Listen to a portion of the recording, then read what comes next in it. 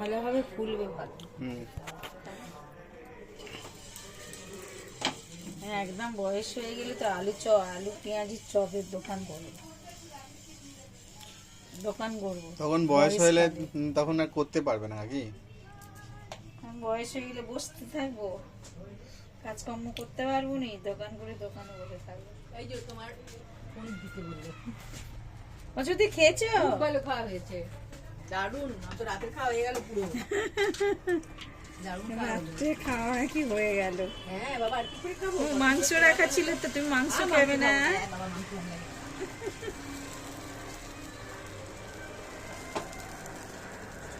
বয়সকালে কি করবো, তখন তো কাজকর্ম হয়তো করতে পারবো নি, বয়স হয়ে যাবে, ঘরে বসতে হয়ে যাবো।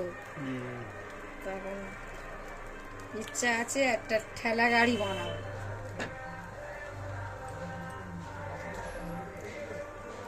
ঠেলা গাড়ি নিয়ে বেরোবো ভাইকে নিয়ে। তোর কাকুর তো নিয়ে আর বেরোতে পারবো নি। কাকু যদি বেঁচে থাকে হাত ধরে তো নিয়ে দোকানে বসিয়ে রাখবো।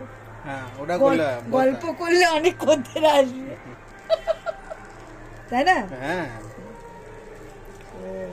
বয়সকালে কি করবো, কপালে এখন কি আছে জানি না।